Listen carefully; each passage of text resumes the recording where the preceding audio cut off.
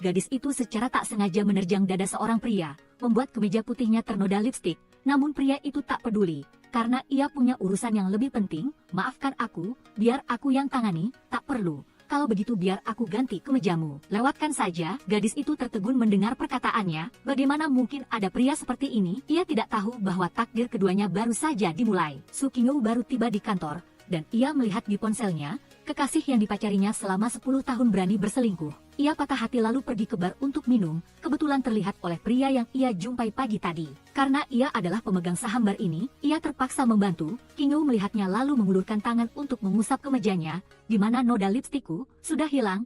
Aku harus membelikanmu yang baru lagi. Mo Lingze marah lalu mendorongnya. Hei Nona, tolong jaga martabatmu. Semakin ia berkata begitu, semakin Qingyu mendekat, meletakkan tangannya di bahunya. Mo Lingze melihat ia mabuk berat, lalu terpaksa mengantarnya pulang. Tapi Qingyu bilang meskipun punya rumah ia tak bisa kembali. Alasannya adalah kekasih yang dipacarinya selama 10 tahun berselingkuh. Mo Lingze tak punya waktu untuk peduli masalah percintaannya, ia ingin menelepon polisi. Namun Qingyu malah menariknya ke depan, lalu tertidur di bahunya. Hasilnya saat bangun ia mendapati dirinya tidur di hotel. Ia segera memungut barang yang jatuh di lantai, cepat-cepat berpakaian, lalu bergegas ke kantor untuk bekerja. Namun ia tidak menyangka, investor baru perusahaan ternyata adalah Mo Lingze. Semua adegan tadi malam menyerbu, Mo Lingze mengantarnya ke hotel, ia malah mengira Mo Lingze adalah kekasihnya yang berselingkuh. Memanfaatkan kesempatan mabuk, mengambil shower head menyiram Mo Lingze basah kuyup. Mo Lingze dengan kesal menggendongnya ke tempat tidur, berdiri hendak melepas kemeja basahnya untuk mandi. Tak disangka Qingyu memeluknya dari belakang.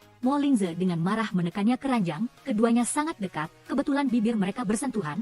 Baru saat itu Qingyu menjadi patuh. Sekarang dipikir-pikir memang permusuhan tak terhindarkan. Setelah rapat selesai, bos memintanya mengantar Mo Lingze pulang. Saat mereka menunggu lift, Mo Lingze tak bisa menahan diri untuk bicara. Wajahmu terasa familiar, tapi aku tak tahu pernah bertemu di mana. Kalau begitu Mo Lingze pasti salah orang. Kupikir dengan begitu ia tak bisa berbuat apa-apa lagi, tapi sebelum masuk lift Mo Lingze malah mengatakan satu kalimat, Direktur Su, Anda masih belum membayar biaya kamar saya. Saat itu ia terdiam kaku, melihat wajah senyum sinis Mo Lingze.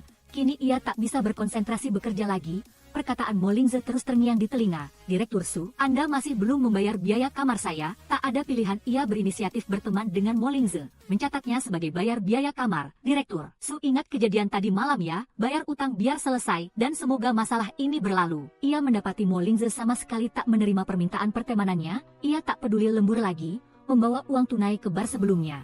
Meminta kakak perempuan di sana menyampaikan pesan. Kebetulan ada juga gadis lain datang mencari Mo Lingze. Qingyu semakin yakin Mo Lingze ini bukan orang baik, harus segera menjauhinya. Di sisi ini Mo Lingze melihat di grup chat, Momo kita hanya dihargai segini ya, sepertinya layanannya kurang maksimal. Tak heran dia bilang tak mau ada hubungan apa-apa denganmu, tapi ia tak mau melepaskan hubungan mereka secepat itu. Ia menyetujui permintaan pertemanan Qingyu. Pertama, ia mengirimkan alamat padanya, menyuruhnya datang ke sana. Mo Lingze salah kirim ya, uangnya juga sudah dibayar. Tak disangka tak lama kemudian sahabatnya membawa amplop. Dibuka ternyata uang tunai yang ia bayarkan pada Mo Lingze. Entah apa sebenarnya yang diinginkan pria ini. Jadi saat pulang kerja menunggu lift, mereka berdua sama-sama mengerti, berdiri di tempat tak bergerak. Direktur Su, ada urusan apa? Aku harap kau bisa melupakan kejadian sebelumnya. Bagaimana kalau karena terlalu berkesan jadi tak bisa lupa? Agar cepat menjauhi dirinya, Qingyu terpaksa menyetujui permintaannya, ikut dengannya bermain escape room. Asalkan berhasil melewati rintangan, maka kejadian malam itu akan dihapus. Tapi yang paling ditakuti Qingyu adalah memainkan permainan seperti ini.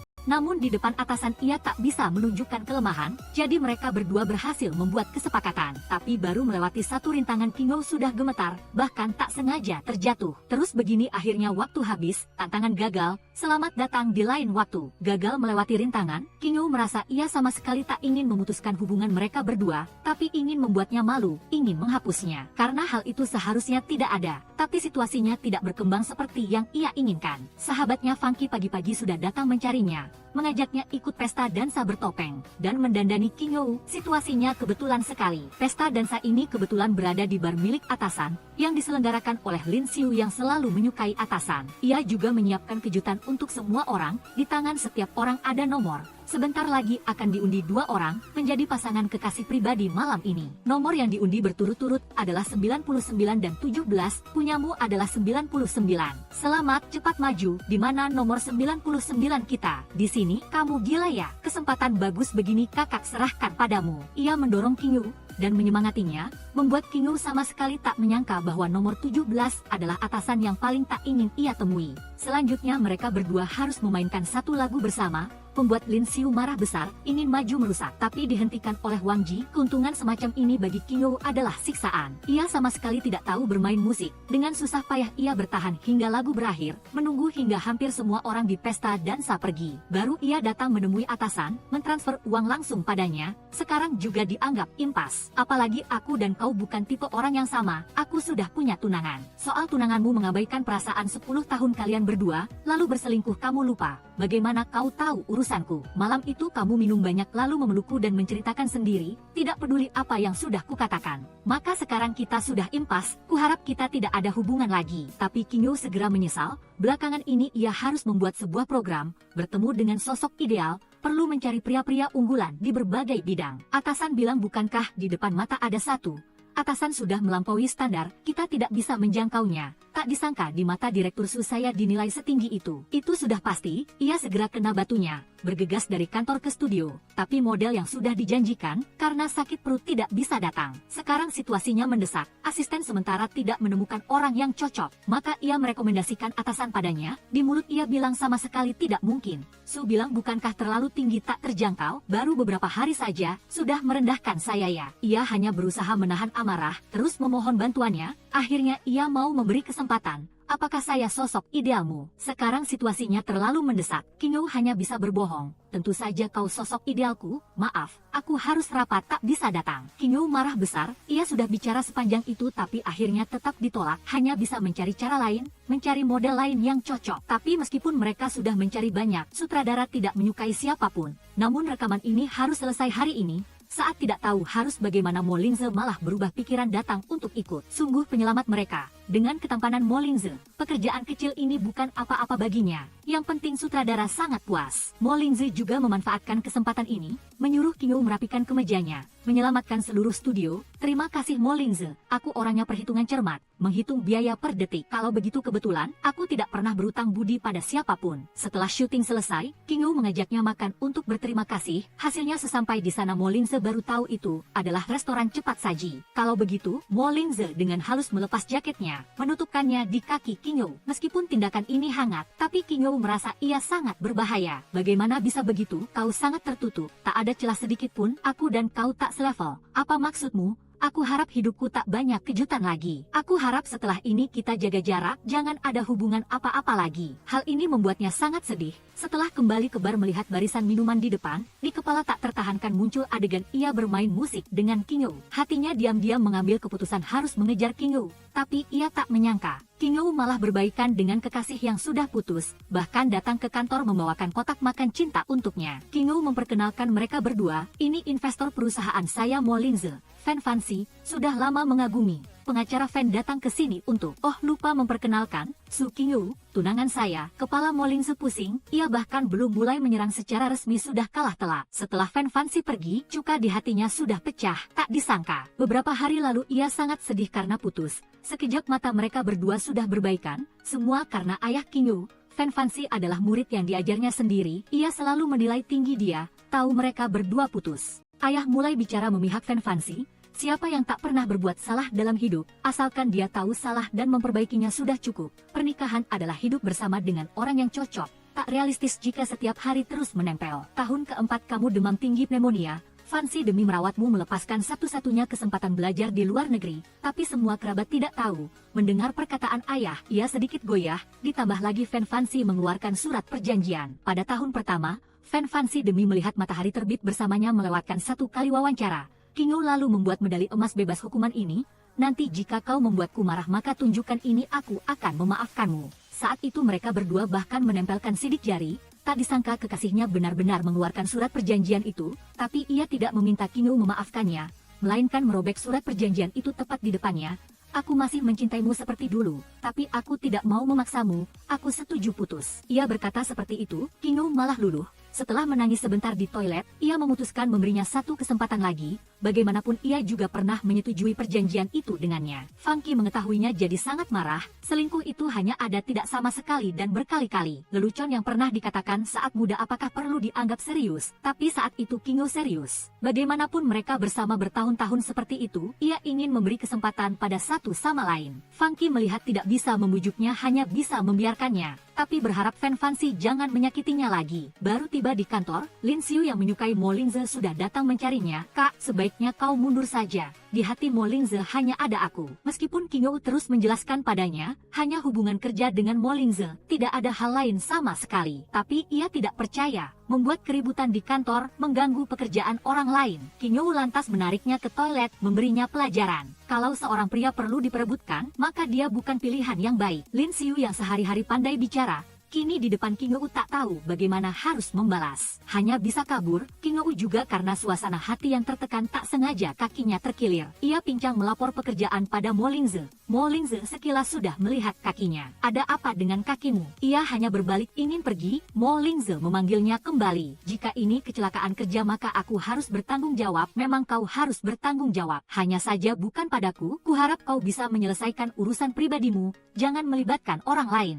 Mo Lingze tertegun mendengar perkataannya, tapi tetap ingin mengantarnya ke rumah sakit, tidak memberi kesempatan Kingo untuk menolak. Sesampainya di rumah sakit, ia bahkan dengan penuh perhatian memberikan sepatu datar untuknya, bahkan membungkuk ingin memakaikannya, dan menyuruh Kingo tenang. Aku sudah memperingatkan Lin Xiu, dia tidak akan mengganggumu lagi. Selanjutnya saat sedang bersiap mengikat tali sepatu untuknya, kekasihnya menelepon, katanya ia terkilir. Sebentar lagi dia akan datang menjemputnya. Setelah menutup telepon, ia menyuruh Mo Lingze pulang duluan. Direktur Su menunggu kekasihnya pergi, tapi ia sama sekali tidak pergi, melainkan menunggu di pintu rumah sakit. Melihat sudah selarut ini, tapi kekasihnya masih belum muncul, akhirnya ia tetap tak tertahankan mengemudi ke tempatnya. Di mana kekasihmu? Mau mencari seseorang dengan cepat ya. Kingo tidak mau memedulikannya, lalu pincang pergi, tapi Mo Lingze yang berdiri di belakang menariknya, tidak memberinya kesempatan untuk membalas. Menggendongnya di bahu, membuka pintu mobil lalu mendorongnya masuk. Direktur Su tidak mau berinteraksi denganku ya. Ia menanyakan alamat rumahnya. Kingo malah bilang harus ke kantor lembur, dan berterima kasih sudah diberi tumpangan. Mulai sekarang kita impas, tapi ini hanya keputusan pribadimu saja,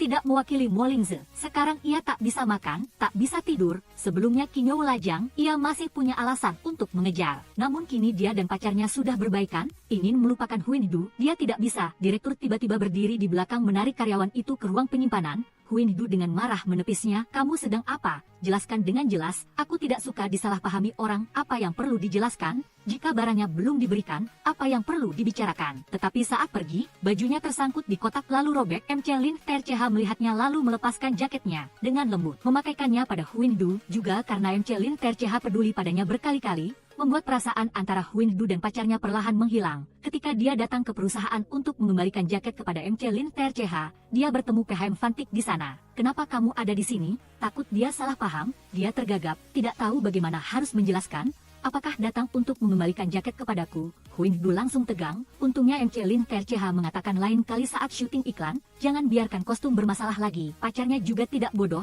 langsung mendeklarasikan hak kepemilikannya. Setelah itu menggandeng tangan Huindu pergi. Tujuan melakukan hal itu sudah sangat jelas. Tetapi MC Lin Terceha juga bukan orang yang mundur. Karena kesulitan, dia mengejar Huindu sampai ke tempat parkir, karena dia ingin tahu mengapa Huindu tadi merasa bersalah. Sebenarnya dia tidak ingin ada masalah tambahan. Bagaimanapun juga sekarang PHM Fantik juga pacarnya, sedikit merepotkan. Jika bisa dihindari maka hindarilah. Kamu pikir aku merepotkan? Betul, dan juga merepotkan sekali. Hanya saja Huindu segera malu. Sejak foto promosi bertemu dengan model ideal diunggah, langsung menjadi hot search.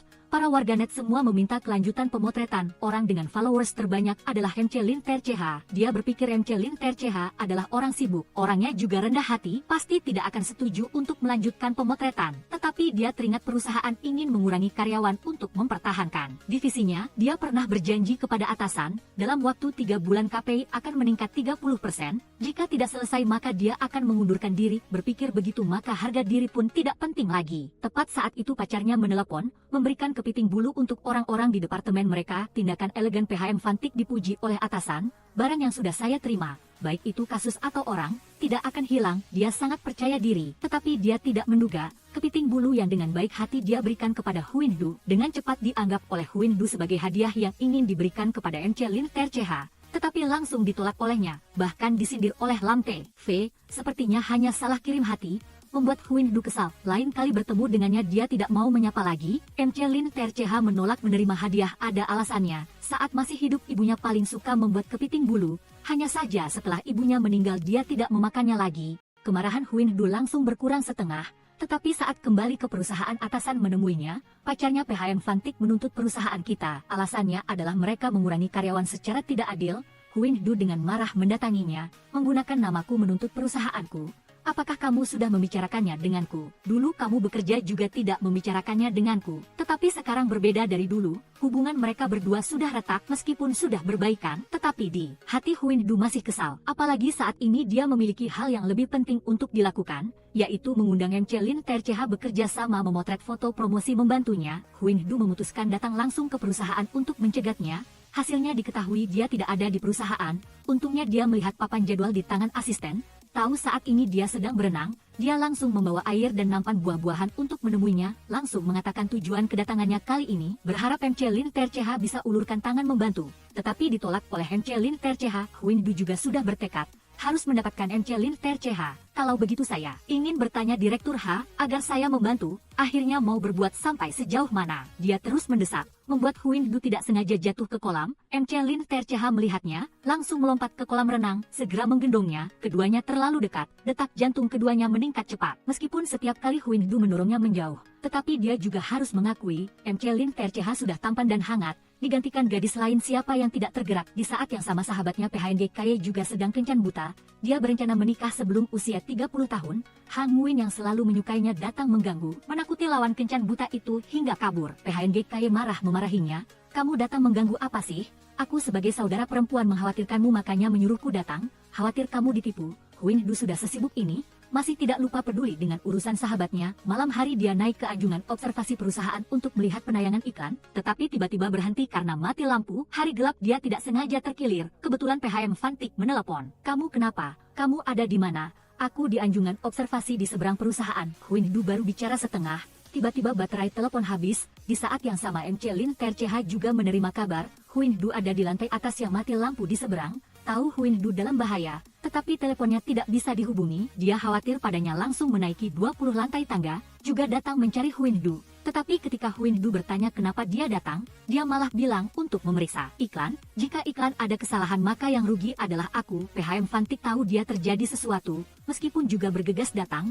Hanya saja ketika mendengar resepsionis bilang anjungan observasi ada di lantai 20, dia tidak langsung naik, melainkan berdiri di lantai 1 menunggu Huin Du turun. Melihat dia bersama Lin Terceha malah cemburu. Lin Terceha, kenapa kamu juga ada di sini? Kenapa aku tidak boleh ada di sini? Lin Terceha datang memeriksa penayangan iklan. Tidak disangka Lin Terceha juga nekat sekali. Sudah mati lampu masih datang memeriksa pekerjaan. Tak heran bisa sukses seperti ini. Lin Terceha sendiri adalah orang yang bertanggung jawab, tidak seperti bajingan sepertinya. Diri sendiri tidak bekerja dengan baik.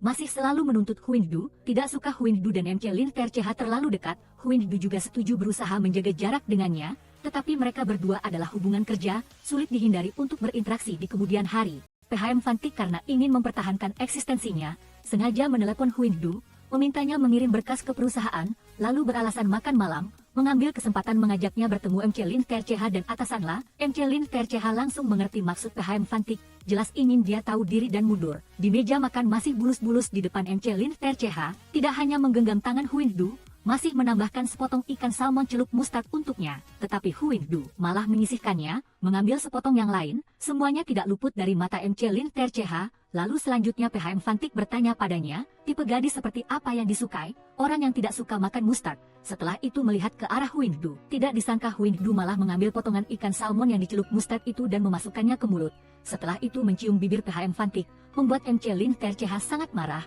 bahkan mengejarnya sampai ke kamar mandi. Jelas tidak suka. Kenapa harus memaksakan diri? Kalian berdua sudah berpacaran 10 tahun, sampai-sampai dia tidak suka makan mustard pun dia tidak sadar. Apakah hubungan seperti ini layak dipertahankan? Tetapi ini urusan Huin Du, dia tidak berharap orang luar sepertinya ikut campur. Saat ini mendengar pacarnya datang mencarinya, Huin Du panik, ingin Lin Terceha sementara bersembunyi. Tidak disangka Lin Terceha malah menariknya ke bilik kamar mandi. Kalau dia benar-benar percaya padamu, maka kamu tidak perlu bersembunyi. Saat ini pacarnya sudah masuk, sedang mencari dari pintu ke pintu.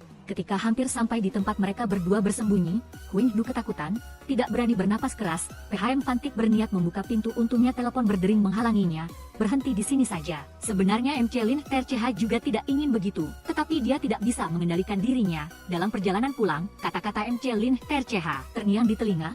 Huing Du lagi-lagi harus mengakui perkataannya juga ada benarnya. Tetapi PHM Fantik malah terus menjelek-jelekkan MC Lin Terceha. Dia bisa mencapai posisi hari ini, pasti ada triknya. Kerja sama dengannya, kamu harus hati-hati. Setelah menyindir Huing Du, dia malah membuat janji bertemu MC Lin Terceha. Langsung ke intinya, saya dan Huing Du sama-sama orang yang menghargai hubungan lama. Kami sudah bersama 10 tahun, waktu indah kami lewati bersama. Seseorang hanya punya beberapa puluh tahun, dia tidak akan mudah goyah. MC Lin Terceha juga punya cara menghadapi. Orang pintar tahu cara mengakhiri kerugian. Manusia harus melihat ke depan, tidak bisa hidup selamanya di masa lalu. Mengikat seseorang di satu tempat juga bukan solusi jangka panjang. PHM Fantik malah memperingatkan MC Lin Terceha, ada beberapa hal yang dilakukan tidak resmi. Jangan kehilangan jati diri sebagai manusia, merusak reputasi. Tetapi MC Lin Terceha berpendapat dalam investasi, posisi orang yang menerima dan diterima berubah sangat cepat, jadi dia harus meninjau kembali posisinya. Kali ini persaingan dua orang itu, MC Lin Terceha lebih unggul. Tetapi PHM Fantik juga tidak kalah. Malam hari setelah pulang kerja dia datang menjemput Huing Du. Mengajaknya makan di rumahnya, dia ingin ibunya memberi tekanan pada Huing Du. Du ini sudah menentukan tanggal pernikahan belum, kenapa masih belum ada cincin kawin? Tante bilang kamu boleh mengabaikan hal lain, tapi cincin kawin harus diperhatikan. Itu karena aku ceroboh, memang aku harus lebih fokus. Karena dia tahu Huing Du selama ini berbakti tidak akan membuat marah orang tua. Ibu juga memperhatikan Huing Du sedikit berbeda dari biasanya. Bukan karena kalian berdua bertengkar kan, dia menyuruh ibunya tenang, sudah punya rencana semua, tahun ini pasti akan menikah dengan Dudu. Jika masalah kecil ini saja tidak bisa dipegang teguh, bagaimana bisa memegang kendali hidupnya? Tetapi kali ini dia terlalu menilai tinggi dirinya sendiri, tidak mau berunding dengan Huing Du sudah pergi membeli cincin kawin sendiri. Kebetulan terlihat oleh MC Lin Terceha yang selesai bertemu klien, rival cinta bertemu. Tidak bisa dihindari saling menyindir. PHM Fantik bicara duluan, kami berdua sudah memilih tanggal pernikahan. Saat itu kamu harus datang ya. Namun menurut MC Lin Terceha, hal penting ini harusnya datang berdua. Terkadang hal yang kamu pikir kamu mengerti, bisa jadi belum tentu benar. MC Lin Terceha menantang dengan jelas, sekali lagi membuatnya marah. Hari-hari berikutnya, setiap hari dia menjemput dan mengantar Huing Du bekerja, juga memberikan cappuccino yang paling dia suka. Sama sekali tidak tahu bahwa Huing Du sudah berganti selera. Yang lebih parah adalah dia sudah mengatur akhir pekan Huing Du, pagi hari menghadiri pernikahan rekan kerja, sore hari menjenguk ibunya, malam hari mereka berdua jalan-jalan di pusat perbelanjaan. Tetapi belakangan ini Huing Du bekerja sangat lelah, ingin akhir pekan di rumah beristirahat. Jika tekanan pekerjaan terlalu besar, lebih baik kamu pikirkan lagi, pindah ke rumah untuk menjadi nyonya PHM. Tetapi sejak dia berselingkuh, Huing Du sudah tidak punya perasaan padanya seperti dulu lagi. Terhadap perhatian PHM Fantik ini, dia malah merasa ini adalah beban. Pemandangan mereka berdua turun dari mobil, sudah dilihat oleh MC Lin Terceha yang sedang membicarakan pekerjaan di dekat situ. Dia tidak nyaman di hati, ketika mereka berdua menunggu lift, MC Lin Terceha tidak peduli menyapa, sendirian masuk ke lift, kembali ke kantor. Ibu malah meneleponnya, ibu PHM Fantik sudah datang, ingin membicarakan urusan pernikahanmu dengan PHM Fantik. Huing Du beralasan sibuk menutup telepon. PHM Fantik selangkah demi selangkah mendesak, membuatnya tidak bisa bernapas, memutuskan untuk bicara baik-baik dengannya. Dia juga tidak bodoh, tahu Huing Du ingin menolaknya, jadi memilih menghindar. Mereka berdua sudah berpacaran 10 tahun, Huing Du sudah terlalu mengerti sifatnya, rencana setiap harinya sudah diatur, tidak mungkin karena ada kejadian mendadak lalu memengaruhi ritmenya. Saat ini MC Lin Terceha juga sedang meminjam arak untuk melampiaskan kesedihan, mengenang kembali saat-saat mereka berdua akrab bersama berangkat dan pulang kerja, apalagi cincin juga sudah dibeli. Dia memutuskan melepaskan, tidak ingin membiarkan dirinya menderita seperti ini lagi. Tetapi ketika dia melihat Huing Du yang basah kuyup di bawah hujan berikan payung kepadaku, dia lagi-lagi tidak bisa menahan diri datang memayungi, masih membungkuk memungut barang yang jatuh di tanah untuknya. Saat ini dia benar-benar mengerti hatinya.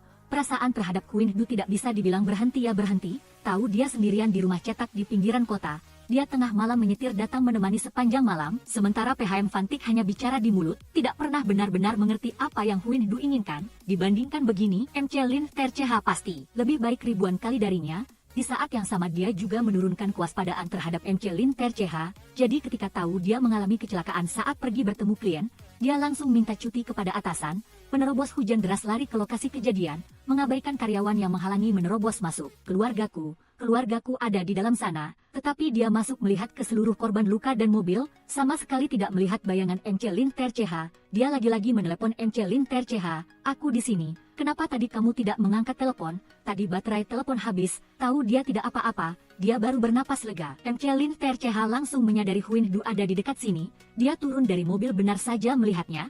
Dia berjalan mendekat memeluk Huin Du ke dalam pelukan. Jangan bersembunyi lagi boleh tidak?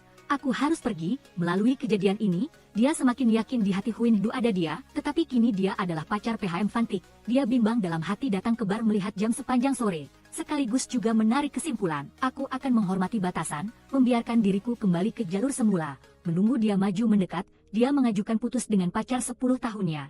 Tetapi kata-kata pacarnya seperti menabur garam. Aku tahu kamu malam sebelumnya bersama MC Lin Terceha di rumah cetak semalaman. Jangan bilang padaku tidak terjadi apa-apa ya, kamu mencurigaiku. Huin Du tidak menyangka mereka berdua sudah berpacaran 10 tahun, tetapi di hatinya dia adalah orang seperti itu. Sepertinya ajakan putus adalah pilihan yang tepat. PHM Fantik masih ingin mempertahankan, menjauhimu kamu tidak akan punya pilihan yang lebih baik lagi. Tetapi kini Huin Du sudah memutuskan, merasa mereka berdua tidak perlu melanjutkan lagi. Tetapi PHM Fantik sangat percaya diri. Melihat Huin Du hanya sedang merajuk, tidak lama kemudian, dia akan mengerti siapa yang merupakan pilihan yang tepat, sama sekali tidak tahu bahwa kali ini Huin Du sudah bertekad ingin putus dengannya, langsung melaporkan masalah ini kepada orang tua. Tetapi ayah sudah menganggap PHM Fantik sebagai menantu, merasa dia sangat baik. Jika Huin Du tidak pergi menemui PHM Fantik meminta maaf dan berbaikan, maka dia tidak punya anak perempuan seperti dia, dibandingkan PHNG kayak tahu dia. Putus malah merasa ini adalah keputusan paling tepat dalam hidupnya. Kali ini kamu sudah bertekad putus dengan PHM Fantik ya? Mendongak malah melihat MC Lin Terceha sedang berjalan mendekat. Percakapan mereka berdua sudah didengar semua olehnya. Dia langsung memberi PHNG Kaye cuti, membiarkannya tinggal bersama teman. Maksud yang sangat jelas dari MC Lin Terceha ini, PHNG Kaye berpikir keras, juga tahu teman yang dia maksud adalah siapa. Tentu saja Huin Du yang paling dia rindukan, lalu menyampaikan perkataan MC Lin Terceha persis kepada Huin Du. Huin Du benar-benar tidak percaya. Dia yang dingin dan tidak berperasaan malah memiliki sisi peduli terhadap orang lain. Setelah pulang kerja dia malah mengajak Huin Du ke taman untuk bersantai. Mereka bersama berjalan-jalan membeli barang. Mood Huin Du juga berangsur-angsur membaik, membuang semua urusan pekerjaan. Kali ini bersama MC Lin Terceha sangat nyaman, adalah perasaan yang belum pernah ada saat bersama PHM Fantik. Sementara PHM Fantik terus tidak sabar menunggu Huin Du datang meminta berbaikan, jadilah dia datang sendiri ke perusahaan mencarinya. Meskipun Kinyo terus-menerus berkata padanya, kita sudah berakhir, dia tidak menerimanya. Apakah kamu masih marah? Bukankah aku sudah minta maaf? Jika ada masalah, mari selesaikan bersama. Bukankah sama seperti sebelumnya baik-baik saja? Melihat adegan ini, Mo Lingze cemburu lagi, melihat Kinyo. Sikapnya benar-benar berubah, dia memberinya makanan, dia juga tidak menerimanya. Kinyo dengan jengkel memberikannya kepada Wang Ji dan berkata enak sekali, Wang Ji, mengapa aku ingat kamu sedang diet? Lalu berbalik dan berkata pada Kinyo untuk bekerja, lambat, ragu-ragu, tidak tegas, bukankah melelahkan? Mo Lingze murung, berbicara secara tersirat, bukankah lebih melelahkan? Sungguh tidak mengerti mengapa sikapnya kemarin dan hari ini begitu berbeda. Kadang-kadang pria yang cemburu lebih gila daripada wanita. Di sisi lain Kinyo, untuk menentang ayahnya, secara resmi pindah dari rumah. Keputusan ini secara tidak sengaja mendorong hubungan selanjutnya. Adik laki-laki dan Funky datang untuk membantunya. Bahkan berisik sampai dia tidak bisa tidur. Di sisi lain Kinyo langsung menerima keluhan. Tetangga mengeluh dia membuat kebisingan, meminta dia untuk pelan-pelan. Tak disangka Kinyo baru saja masuk rumah dan duduk. Orang dari real estate sudah datang. Pemilik rumah sebelah mengeluh lagi dia membuang sampah sembarangan di area publik. Aku akan segera membersihkannya. Saat Kinyo pergi membersihkan sampah, pemilik rumah sebelah datang. Tak disangka ternyata Mo Lingze benar-benar semakin ingin dihindari, semakin tidak bisa lari. Berantakan setengah hari ternyata dia yang mengeluh. Setiap kali Direktur Su muncul selalu berbeda dengan yang lain. Tetangga Mo Lingze juga tidak mudah. Mo Lingze diam-diam senang, benar-benar jodoh datang. Ada lari juga tidak bisa lari. Kinyo berada tepat di sebelah rumahnya. Bukankah itu terlalu nyaman baginya? Tapi dia dengan cepat tidak berpikir seperti itu lagi.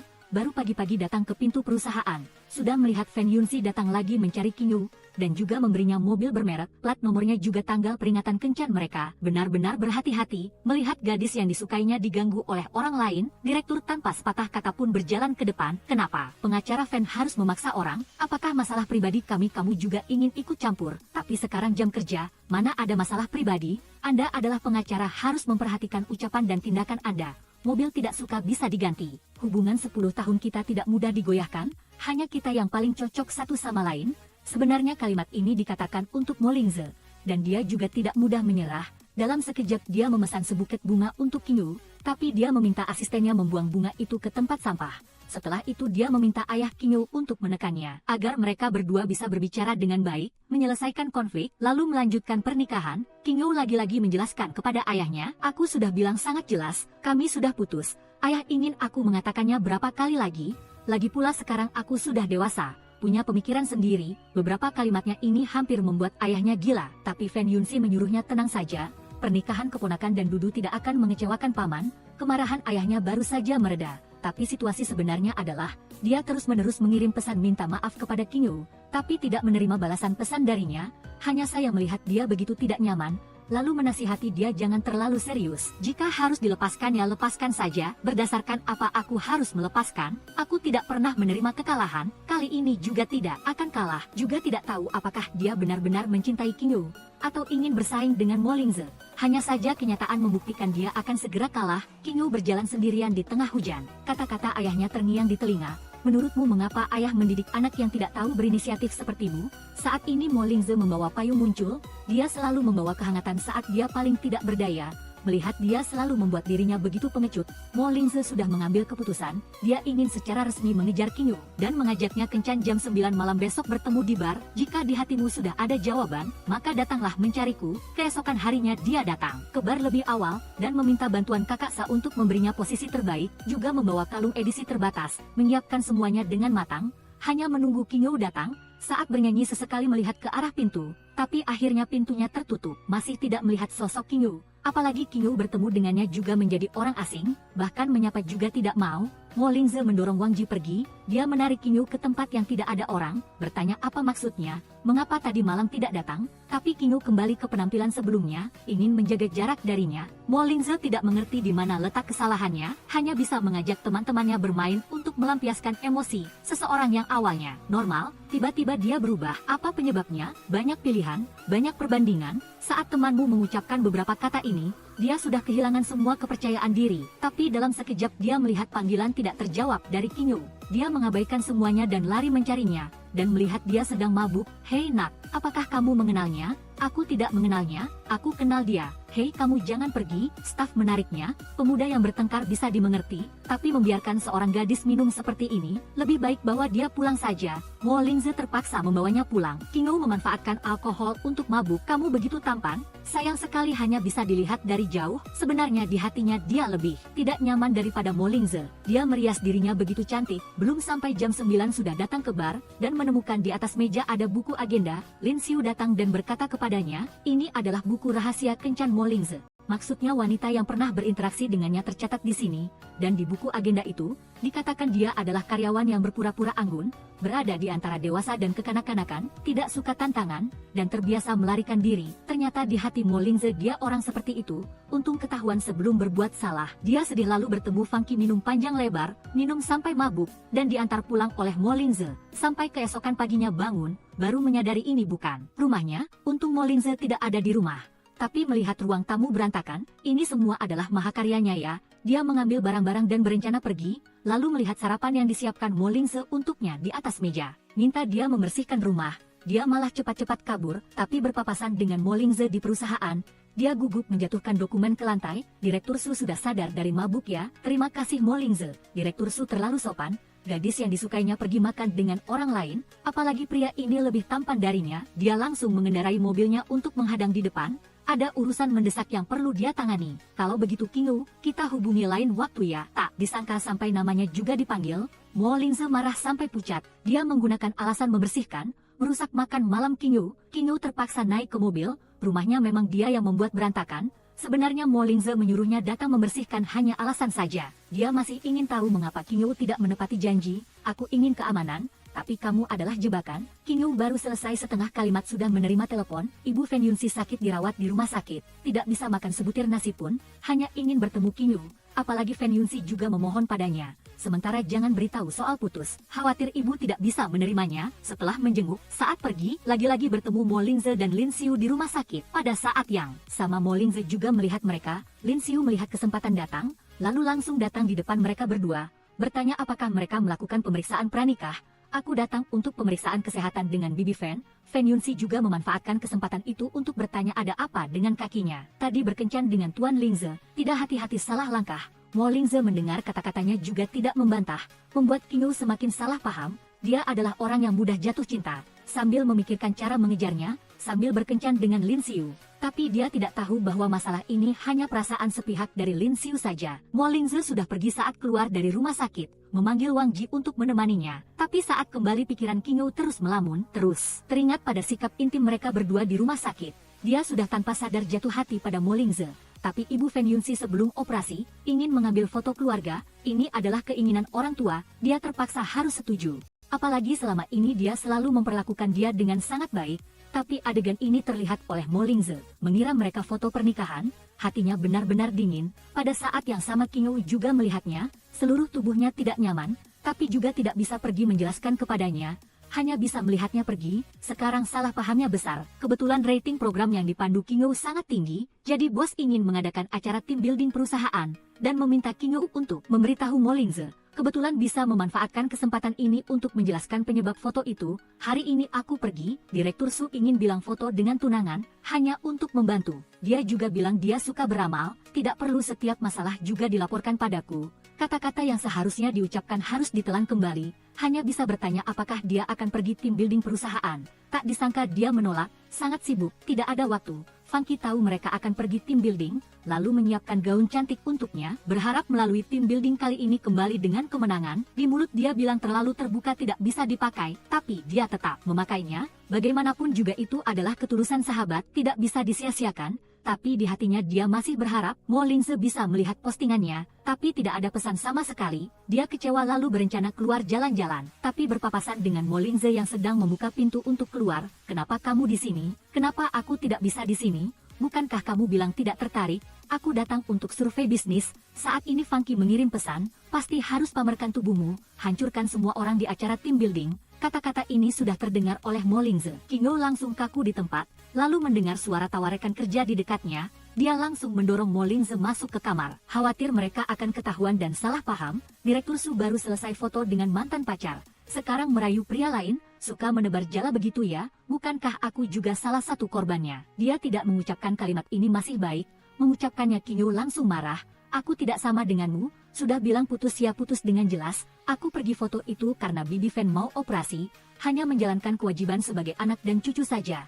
Sedangkan kamu punya buku daftar, aku hanya seorang karyawan yang berpura-pura anggun di dalamnya. Sekarang akhirnya Mo Lingze juga tahu penyebab dia marah, tapi dia belum sempat menjelaskan penyebabnya. Lin Xiu sudah lari datang, juga karena dia muncul kali ini, sudah mendorong mereka berdua mengkonfirmasi perasaan. Malam hari Qingyu mendengar Lin Xiu mengatakan baru tahu, asal-usul buku itu ditulis sembarangan oleh band itu. Aku juga menggambar beberapa goresan di sana. Baru pagi-pagi dua orang sedang bersiap untuk langkah selanjutnya, tiba-tiba beberapa bel pintu yang bergegas mengganggu mereka. Yang datang adalah Lin Xiu, gadis yang menyukai Mo Lingze. Mo Lingze hendak pergi membuka pintu, tapi dihentikan oleh Qingyu. Dia merasa lebih baik satu masalah kurang daripada satu masalah lebih. Baru tadi malam mereka berdua mengkonfirmasi hubungan. Sekarang bukan saatnya untuk mengumumkannya. Dia menyuruh Mo Lingze bersembunyi di lemari baju dulu, tapi dia adalah direktur, tidak melakukan hal-hal yang menyelinap. Qingyu hanya bisa menggunakan cara ini untuk memaksanya menyerah. Tidak ada lain kali ya.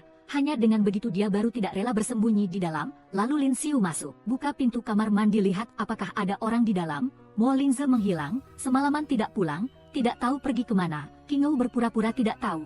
Apakah kamu tahu dia pergi kemana? Dia tidak dibawa pergi oleh rubah betina mana itu kan? Sambil berkata dia juga ingin menelepon Mo Lingze. Qingyu langsung batuk keras untuk meredam suara. Untung Wang Ji menelepon dan bilang sudah menemukan Mo Lingze.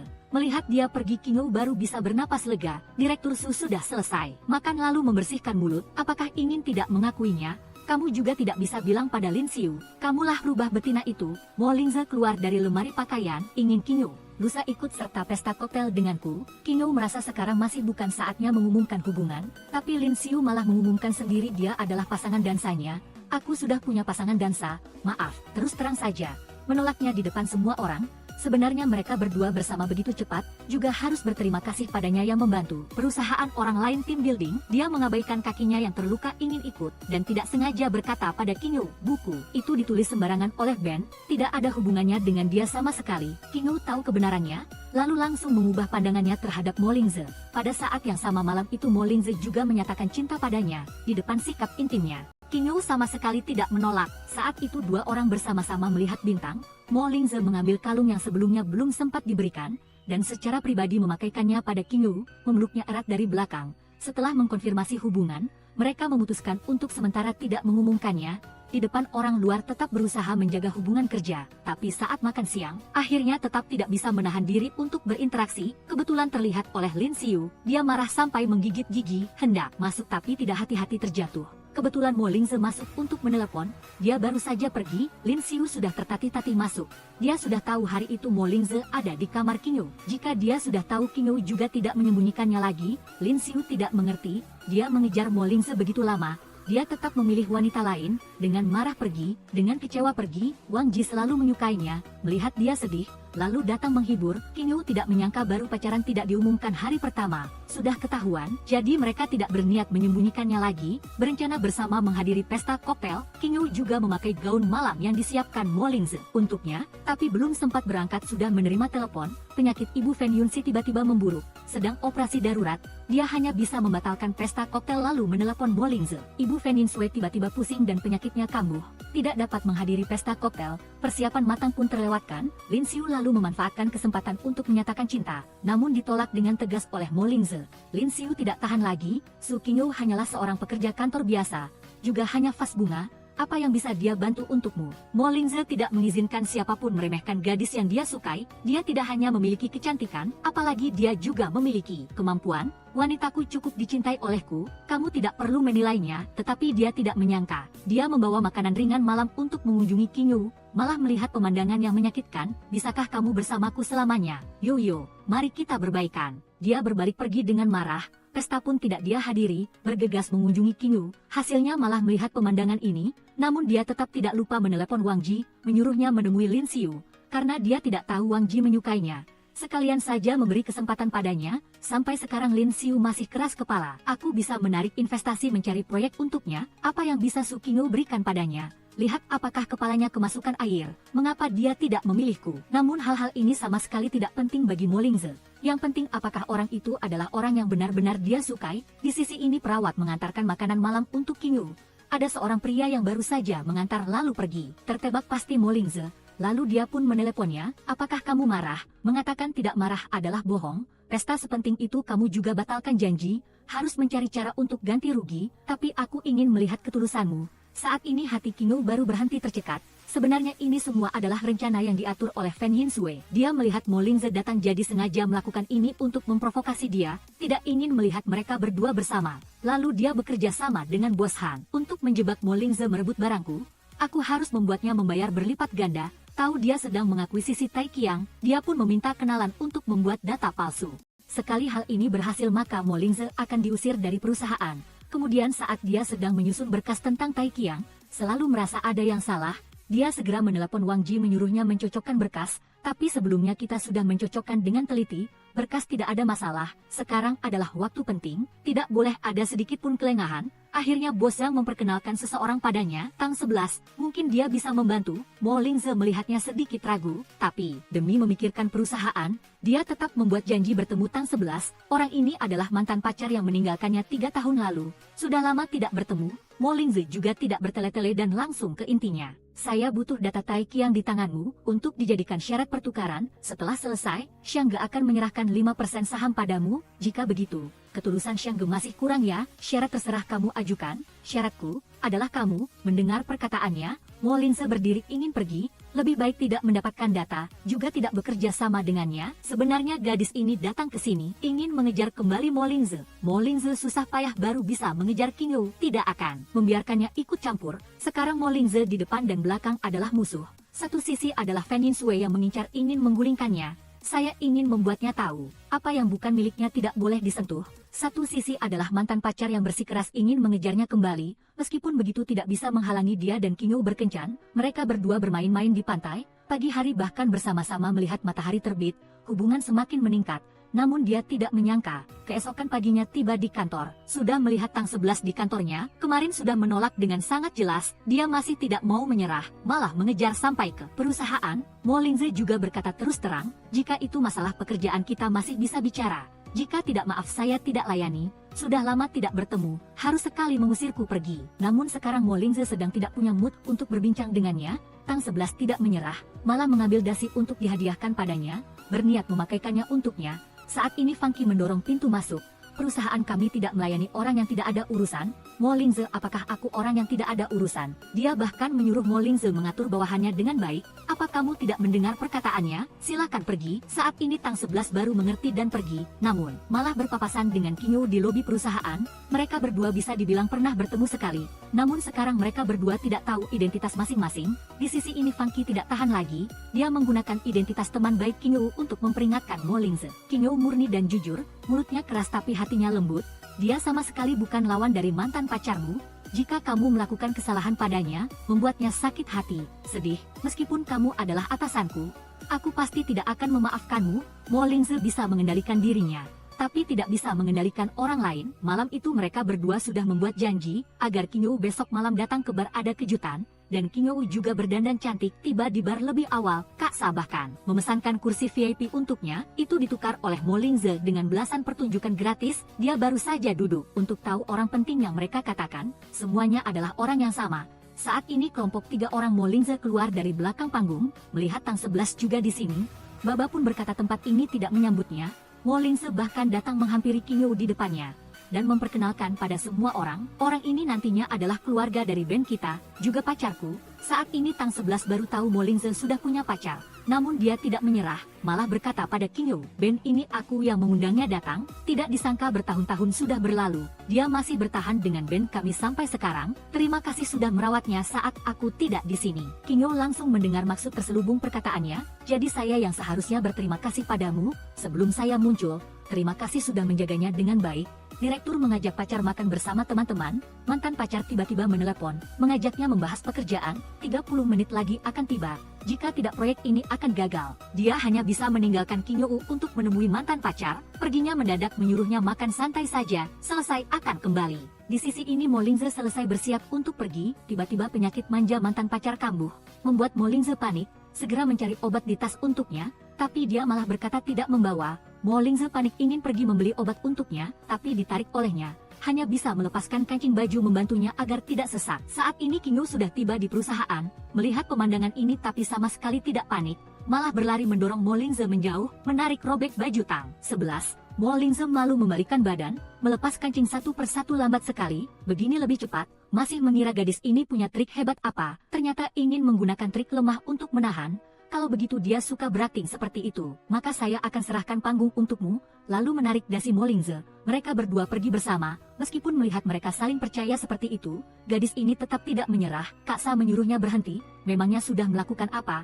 Dia malah menggunakan alasan pekerjaan untuk membuat janji bertemu Mo Lingze, bahkan memesan makanan yang paling dia sukai. Bersikeras ingin Mo Lingze merawat anjing untuknya, karena penyakit asmanya masih belum sembuh total, membiarkan anjing dekat juga tidak baik. Dengan begitu dia punya alasan untuk bertemu Mo Lingze setiap hari, tapi dia tidak pernah membicarakan masalah pekerjaan. Mo Lingze berdiri ingin pergi, dari sisi Taiki yang sudah 3 hari, aku sudah tahu, selama aku masih berguna bagimu, maka kamu tidak akan bisa menolakku. Dia menguji batas kesabaran Mo Lingze. Mo Lingze lebih memilih tidak bekerja sama dengannya, juga ingin menjaga jarak darinya. Melihat Mo Lingze tidak suka taktik ini, dia segera mengubah strategi, lagi-lagi mencari Qingyu, menunjukkan foto masa kuliah dia dan Mo Lingze kepada Qingyu. Qingyu tidak mengerti maksudnya, dia berkata aku ada di seluruh masa muda Mo Lingze, tapi kamu tidak tahu apa-apa. Qingyu sama sekali tidak akan karena masalah kecil ini, sampai mempengaruhi perasaan mereka. Juga menasihatinya jangan hidup terus di masa lalu, kita semua harus melihat ke depan, namun tang 11 tetap yakin, tidak ada tembok yang tidak bisa digoyahkan. Hanya ada palu yang tidak berusaha. Kali ini dia tidak lagi menyembunyikan, malah berkata pada Mo Lingze dia ingin kembali padanya, salah memilih target, sangat mungkin akan masuk jalan buntu. Funky mendengar Wang Ji berkata tahu, gadis yang waktu itu datang lagi, lalu dia mengajak teman jalan-jalan ke pusat perbelanjaan. Dia sengaja memilihkan baju warna hijau untuknya, mengisyaratkan takut Qingyu tidak bisa melihat, mengambilkan sepasang sepatu warna hijau lagi untuknya. Dia ingin mengungkapkan apa Qingyu tahu jelas. Kenapa topi ini tidak ada warna hijau ya? Tang 11 sudah tiba di Shangge. Kamu tahu dia? Tentu saja aku tahu. Bahkan berkata padanya mereka berdua sudah bertarung beberapa ronde. Gadis itu hanya begitu saja. Kali ini terutama membeli baju untuknya. Waktu itu tidak sengaja merobek kemejanya. Namun Funky tetap mengingatkannya. Pria melihat cahaya bulannya pasti akan ingat selamanya. Ada sedikit perubahan pun kamu harus waspada. Mereka berdua sedang membicarakan Tang 11. Tiba-tiba King Yu sudah menerima pesan darinya. Mengajaknya bertemu di ruang penjualan. Kebetulan King Yu juga harus mengembalikan barang untuknya. Gadis ini malah tidak mau menerima. Dari kecil sampai besar dia hanya memakai baju. Pilihannya, King Yu juga tidak mau kalah. Barang yang sudah diberikan berarti sudah berlalu. Kalau kamu tidak suka bisa dibuang. Lagi pula, kali ini kamu mengajakku bertemu ada urusan apa? Lebih baik bicara terus terang saja. Dia pun berkata penampilan King Yu lumayan juga, tapi IQ-nya mengkhawatirkan, EQ-nya apalagi tidak beres. Tidak tahu bosmu suka kamu di bagian mana. Kamu melihat situasi, mempertimbangkan untung rugi, hasilnya bagaimana? Ada yang didapat, ada yang hilang. Saya pikir kamu lebih mengerti dariku ya. Perkataannya terdengar ringan, malah membuat Tang 11 tidak bisa membantah. Hanya bisa kembali membicarakan masa lalu dengan bosmu. Kamu tahu dia selalu suka memakai setelan hitam, karena itu adalah warna yang paling cocok yang saya pilihkan untuknya.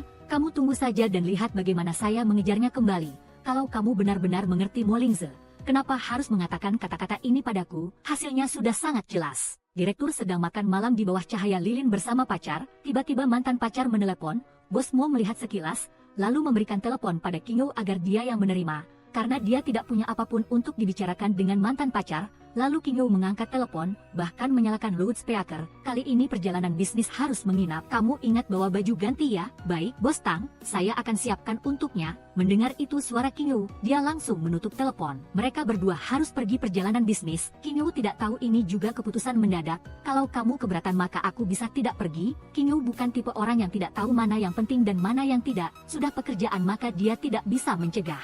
Namun di mulut dia berkata tidak keberatan, tetap harus mencari Funky untuk curhat.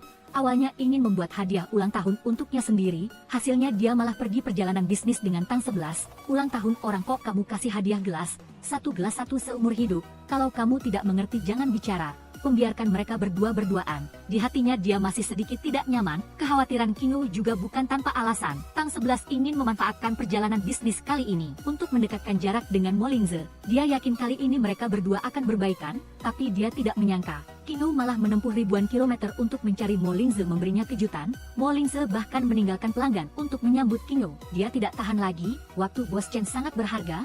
Lebih baik kita bahas pekerjaan dulu saja. Setelah Molingze pergi dia malah menunjukkan jati dirinya. Mengingatkan sedikit dengan ramah, kejutan sangat mudah berubah menjadi ketakutan. King Yu tidak percaya perkataan provokatifnya. Dia mencari orang yang bertanggung jawab atas meja resepsionis, ingin mengadakan ulang tahun untuk Molingze di hotel ini, sedangkan Molingze dalam pekerjaan selanjutnya, Bos Chen bersikeras ingin beradu pedang. Dengan Tang 11, Bos Chen lebih baik biarkan saya yang menghadapi beberapa jurus denganmu. Tapi Bos Chen tidak setuju, Tang 11 terpaksa harus menerima tantangan. Karena terlalu banyak bergerak, penyakit asmanya kambuh. Namun kali ini benar-benar membuat Molingze ketakutan.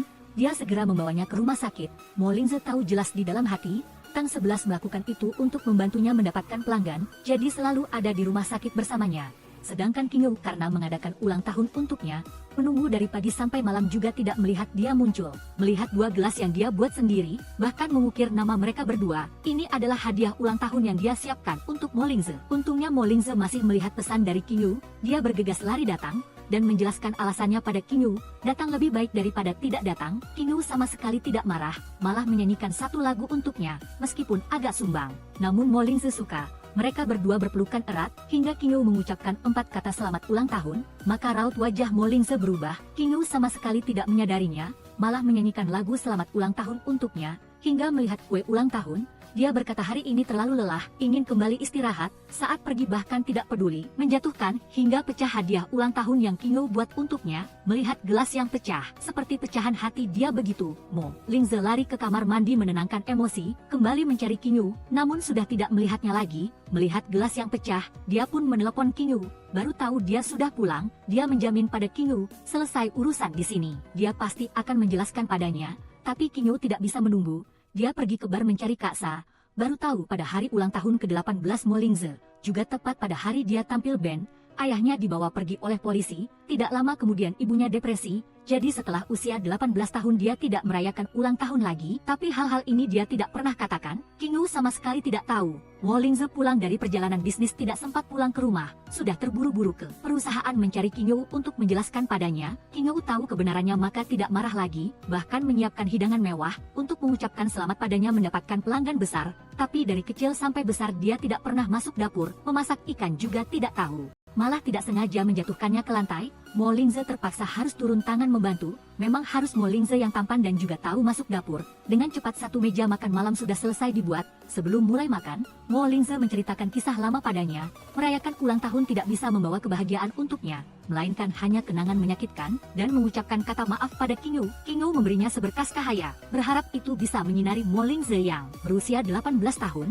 Tapi di hati Mo Lingze, King Wu adalah berkas cahaya itu. Mereka berdua sudah menyelesaikan kesalahpahaman dan kembali seperti sebelumnya. Tapi Tang 11 seperti arwah yang tidak hilang. Hari ini aku mendapatkan informasi penting yang menguntungkanmu. Hingga suatu perjalanan, ketika Mo Lingze mengemudikan mobilnya, dia menemukan bahwa itu bukan tempat kerja, tetapi Tang 11 yang berupaya keras untuk menciptakan kembali kenangan lama mereka. Bahkan bubur daging sapi yang paling disukainya, yang dia suapi langsung untuknya. Apakah kamu sudah cukup? Apa sebenarnya yang kamu inginkan untuk menghancurkan satu sama lain? Atau kamu ingin menganggap semua yang terjadi belum pernah terjadi, kembali ke awal? Tang 11 melihat dia hanya mengucapkan kata-kata di saat marah. Jika tidak, Mo Lingze tidak akan datang jauh-jauh ke tempat ini karena satu panggilan telepon darinya. Mo Lingze berkata bahwa dia datang kali ini untuk putus dengannya. Ada beberapa hal yang harus dilepaskan. Mengapa aku harus melepaskan? Apakah kamu bisa melupakanku sepenuhnya? Masa lalu kalian berdua tidak bisa dia lupakan. Tetapi karena masa lalu, itu membantunya belajar bagaimana menghargai orang yang ada di depannya. Tampaknya cinta mereka tak tergoyahkan. Kali ini Tang 11 benar-benar harus melepaskan. Apa yang seharusnya dilakukan? Apa yang perlu dilakukan? Dia sudah melakukan semuanya. Dia makan malam perpisahan terakhir. Saat ini dia bersama King Wu dan membuat satu set gelas baru untuknya sebagai kompensasi untuk gelas yang pecah tempo hari. Tak disangka Mo Lingze begitu perhatian. Dia bahkan secara pribadi memilih sebotol anggur merah, meminta Mo Lingze untuk membawanya berkencan, dan harus mengucapkan selamat tinggal dengan baik. Setelah makan, Tang 11 meninggalkan tempat ini, memutuskan untuk memulai kehidupan barunya, tanpa mantan pacar yang menghalangi. Masih mengira hubungan mereka akan berjalan mulus, siapa sangka Fan Yunxi selalu berada di belakang merencanakan untuk menghancurkan mereka berdua. Dia menyelidiki latar belakang keluarga Mo Lingze, dan segera mengirimkan informasinya kepada gurunya, yang juga ayah dari King Wu. Di usia 18 tahun, ayahnya masuk penjara, ibunya meninggal. Ayahnya adalah seorang profesor, sama sekali tidak akan menerima orang dengan latar belakang keluarga seperti itu. Dengan tegas menentang mereka bersama. Ibunya malah berpikir pria ini juga tampan. Tampan itu ada gunanya apa? Keluarga Su ini kekurangan pria hebat. Melihat sikap ayahnya yang tegas, King Wu hanya bisa menghindari masalah untuk sementara waktu dan memikirkan rencana jangka panjang. Untungnya adiknya menelepon, mengatakan bahwa dia putus karena Fan Yunxi selingkuh. Saat ini Fan Yunxi masih belum tahu, mengira gurunya masih ingin menjodohkan dirinya dengan King Wu. Ternyata dia malah mengeluarkan pena. Ini adalah hadiah yang Fan Yunxi berikan padanya. Dia mengembalikannya, dan juga mengatakan bahwa setelah ini tidak ada lagi murid sepertinya. Sama sekali tidak mengakui menantu yang selingkuh, Fan Yunxi masih mencoba membela diri. Itu hanya kesalahan sesaat, meminta gurunya memberinya kesempatan lagi. Gurunya malah mengatakan dia menuai apa yang dia tabur, tetapi dia sama sekali tidak akan menyerah begitu saja. King Wu masih sedih karena ayahnya tidak menerima Mo Lingze. Lisa hanya memberinya ide, memintanya untuk memasang kamera di rumah, lalu pura-pura sakit, mengirim video Mo Lingze yang merawatnya dengan tulus kepada ayahnya. Mungkin dengan begitu ayahnya bisa menerima dia sebagai menantu. Karena menggunakan tenaga yang terlalu kuat, aktingnya terlalu buruk, hasilnya malah ketahuan oleh Mo Lingze. Bicaralah, ada apa? Bukannya aku ingin ayahku melihat bagaimana kamu merawatku saat aku sakit. Dengan begini ayah tidak akan memiliki pandangan sepihak lagi terhadapmu. Kamu sudah berbicara dengan ayah tentangku. Sepertinya pembicaraan itu tidak menyenangkan. King Wu menghiburnya, kamu begitu hebat, ayah pasti akan mengakui kamu. Mo Lingze memintanya untuk tenang, semuanya ada padanya. Malam itu dia mengajak ayah King Wu bertemu, sementara ibunya yang melihat betapa mudahnya dia bersikap ramah, berlari ke tempat King Wu untuk makan, lalu bersikeras ingin bertemu Mo Lingze. King Wu meneleponnya, dia malah bilang sedang lembur, padahal sebenarnya dia sedang bertemu dengan calon ayah mertuanya. Meskipun orang sering bilang semakin tua semakin bijak, tetapi hanya dengan beberapa kata, ayah sudah takluk oleh Mo Lingze. Mereka berdua minum sampai mabuk, bahkan memanggil satu sama lain saudara. Biar ku beritahu, adikku sayang. Ibunya dengan cepat menerima telepon dari suaminya yang mabuk. Dia harus segera pulang. dan berkata tidak akan terlalu memuji Mo Lingze lagi. Setidaknya Mo Lingze tidak memeluk tiang listrik tidur di jalan. Setelah ibunya pergi, King Wu menerima telepon. Mo Lingze mabuk. Ketika dia bergegas datang, dia menemukan dia sedang memeluk tiang listrik tidur, sungguh membuat orang tertawa dan menangis. Baru saja berbicara dengan ibunya memuji dia pandai minum, hasilnya melihat penampilannya ini, orang ini benar-benar tidak bisa dipuji. Tapi Mo Lingze tidak sia-sia minum anggur ini. Sejak semalam ayah sudah mengubah pandangannya. Secara pribadi membawakan makan siang untuk mencari King Wu, kebetulan dia sedang rapat. Ayah tidak bisa menunggunya jadi pulang duluan. Setelah rapat selesai, King Wu melihat kotak makan di meja, langsung menelepon ibunya. Mengira ibunya yang membawakan untuknya, ayah mendengar itu telepon dari King Wu langsung datang. Ayah bilang dengarkan baik-baik, tolong ajak si anak Margamo itu ke ayah. Pria ini pertama kali datang ke rumah mengunjungi calon mertuanya. Saking tegangnya sampai tidak berani bernapas dengan kencang. Apalagi berani membuka mulut untuk berbicara duluan. Hari ini, keluarga Sukami makan malam reuni. Pertanyaan itu membuat Mo Lingze tidak tahu harus menjawab apa. Hanya bisa melirik meminta bantuan pada King Wu. Ibunya tidak tahan melihatnya lagi. Jelas-jelas ayah menyukai Mo Ling. Kenapa harus bertingkah seperti itu? Sebenarnya ayah hanya pura-pura saja. Saat Mo Lingze masuk ke toilet, begini masih baik-baik saja kan? Funky dan Su Yuan juga datang. Seluruh keluarga dengan senang hati makan malam reuni. Lebih dari 10 tahun berlalu akhirnya Mo Lingze bisa merasakan perasaan memiliki keluarga. Semuanya berjalan dengan baik, tetapi sebelum badai selalu ada ketenangan. Mo Lingze karena kemampuan kerjanya yang luar biasa, secara resmi naik jabatan menjadi mitra perusahaan, bos mengadakan pesta perayaan untuknya. King Wu mengenakan gaun putih yang cantik dan muncul, karena hubungan mereka belum dipublikasikan, Mo Lingze hanya bisa melihat dari jauh. Mo Lingze mengajaknya ke atap perusahaan, mereka berdua melihat bintang bersama untuk merayakan kenaikan jabatannya. King Wu menyiapkan hadiah untuknya, yaitu album yang dia buat sendiri, di dalamnya adalah foto-foto sejak mereka pertama kali bertemu hingga sekarang. Ini adalah hadiah paling berharga yang pernah dia terima. Pada saat yang sama Mo Lingze juga memberikan kembali gelang padanya, itu adalah satu-satunya barang yang ditinggalkan ibunya. Mereka berdua berpelukan, tetapi ada seseorang yang tidak tahan melihat mereka hidup bahagia. Berdiri dari jauh mengambil foto-foto mereka. Keesokan paginya mereka berdua yang tidak tahu apa-apa masih bermesraan. Mo Lingze menerima telepon dan wajahnya berubah. Sekarang di internet sedang beredar rumor bahwa manajer senior Xiangge melakukan transaksi uang dan seks dengan karyawati perusahaan investasi. Bahkan ada foto mereka berdua di sana. King Wu merasa saat ini mereka berdua harus menghindari masalah. Tetapi Mo Lingze tidak berpikir begitu. Mereka berdua bergandengan tangan masuk ke perusahaan. Tetapi bos menyuruhnya segera menyelesaikan masalah ini. Sekarang investor perusahaan antri untuk mencabut investasi. Jika tidak ditangani dengan baik jangan harap bisa naik menjadi mitra perusahaan. Bahkan pekerjaan pun tidak bisa dipertahankan. Mo Lingze menjamin pasti akan menyelesaikan masalah ini. Kerugian yang ditanggung perusahaan akan dia pikul sendiri. Mo Lingze tahu betul, pasti ada orang di belakang yang menggerakkan, jadi dia pergi menemui Fan Yunxi. Menghancurkan hubungan orang lain juga harus membayar harganya. Orang yang harus membayar, sudah pasti bukan aku. Lalu bagaimana dengan orang lain? Dia membuat Mo Lingze marah. Fan Yunxi bisa saja menjelek-jelekkan dia sesuka hati, tetapi jika menyakiti orang di sampingnya itu lain cerita. Pada saat yang sama King Wu juga ikut terseret. Bos menyuruhnya untuk mengambil cuti sementara menghindari masalah. Dia tidak bekerja juga tidak apa-apa, tetapi dia mengkhawatirkan Mo Lingze. Setelah mendengar Funky mengatakan bahwa masalah ini terlalu sulit, dia juga memutuskan untuk maju dan mundur bersama Mo Lingze. Ayahnya datang menemui Mo Lingze, membawakannya sup ginseng yang direbus untuknya, mengatakan tidak peduli kesulitan apa yang kamu hadapi, kita akan selalu menjadi keluargamu. Hanya beberapa kalimat saja sudah memberikan motivasi untuk Mo Lingze. Dia pasti akan merawat King Wu dengan baik. Pulang ke rumah dia menemukan tas-tas penuh di jalan. Apa yang kamu lakukan? King Wu malah mengatakan terlalu banyak barang, rumah tidak bisa menampungnya. Mo Lingze mengerti semua yang ingin dia lakukan, tetapi bagaimana dia bisa membiarkan seorang gadis harus bangkrut demi membantunya. Selanjutnya setiap hari Mo Lingze pergi menemui klien. Sementara King Wu berlatih menyanyi di rumah dan meminta Lisa untuk mengajak Mo Lingze ke bar. Dia secara pribadi bermain gitar sambil menyanyikan lagu yang Mo Lingze tulis untuknya dulu, untuk didengar semua orang. Setelah selesai menyanyi, dia langsung menyatakan cinta kepada Mo Lingze di depan semua orang. Mo Lingze, maukah kamu menjadi pendamping hidupku selamanya? Maaf, aku tidak bisa setuju. King Wu tidak menyangka dia akan menolak. Semua orang terkejut, mengira dia sudah gila, dan menghibur King Wu. Biasanya laki-laki yang melamar perempuan, jangan terlalu dipikirkan, mungkin dia punya pikiran lain. Tetapi begitu dia selesai berbicara, Mo Lingze mengatakan ada urusan mendesak yang harus dia pergi duluan. Jangan pedulikan dia, aku baik-baik saja. King Wu secara lisan mengatakan baik-baik saja, tetapi kembali dia mencari di internet, mengapa pacar menolak lamaran? Jawaban yang dia dapatkan adalah tidak ingin bertanggung jawab menipu perasaan. Meskipun begitu, dia masih merebus sup menunggu Mo Lingze pulang. Mo Lingze juga menjelaskan alasan penolakannya padanya. Sekarang menghadapi masalah besar seperti ini, dia tidak ingin King Wu menderita bersamanya, ingin menunggu masalahnya selesai.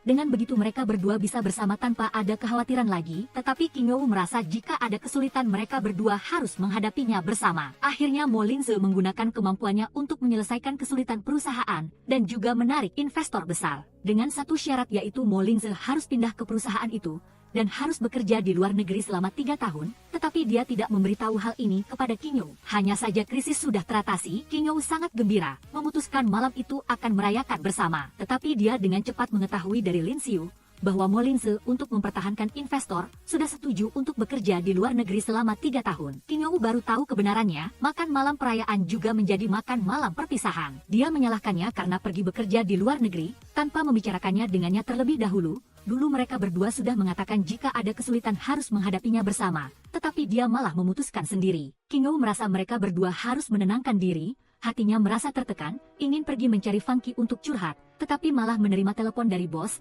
menyuruhnya pergi ke Haisheng untuk membicarakan kerjasama. Harus pergi sekarang. Setelah dia pergi, Mo Linze malah menelepon bertanya King Wu pergi kemana. Kamu pacarnya, kamu bertanya padaku apa gunanya. Sebagai bawahan, kamu punya kewajiban untuk menjawab pertanyaanku dengan jujur. Funky mengatakan bukannya kamu mau keluar negeri. Dia baru saja merasa sakit hati dan sedih, memutuskan untuk meninggalkan kota ini. Jadi sudah menerima tawaran bos ke Haisheng. Dia baru berbicara setengah, Mo Linze sudah tidak bisa duduk diam dan mengejarnya. Setelah sampai baru menyadari dia sedang berbicara dengan seorang pria tampan, dia langsung berdiri mengumumkan kepemilikannya. Di rumah sudah ada orang, kenapa tidak bilang dari awal? Seorang pria sejati tidak merebut milik orang lain. Pria itu dengan bijaksana pergi, King Wu masih marah dan tidak ingin memperhatikannya. Mo Linze tidak menyerah dan mengejarnya. Masalah dia pergi ke luar negeri selama 3 tahun masih belum final. Dia sedang memikirkan cara menyelesaikannya. Mendengar itu sikap King Wu baru melunak. Fan Yunxi rencananya gagal dan pergi ke bar meminjam arak untuk meredakan kesedihan. Lisa menghiburnya, mungkin ada beberapa hal yang memang tidak ditakdirkan untukmu. Orang harus tahu cara melepaskan. Keesokan harinya dia datang menemui King Wu untuk meminta maaf. Sepertinya aku selalu berutang maaf padamu. King Wu menerimanya, juga berharap dia tidak terus berdiri di tempat yang sama, tetapi harus melihat ke depan, semuanya akan baik-baik saja. Saat ini dia baru benar-benar menyadari, dia sudah kehilangan King Wu sejak lama. Sangat cepat King Wu menerima pesan, Mo Linze mengajaknya bertemu di bar pada malam hari, mau tidak mau dia harus datang. Dia tahu betul Mo Linze akan mengucapkan selamat tinggal padanya, tetapi dia tidak menyangka, Mo Linze malah mengundang semua orang. Dia berlutut dengan satu lutut, mengeluarkan cincin berlian yang sudah dia siapkan sebelumnya untuk melamar King Wu. Ternyata dia sudah menemukan cara untuk menyelesaikannya, tidak harus pergi bekerja di luar negeri selama 3 tahun lagi. So King Wu, maukah kamu menikah denganku? Tentu saja, semua orang bahagia untuk mereka. Mo Linze memakaikan cincin di jari King Wu. Setelah melalui banyak hal, akhirnya mereka berdua bersama.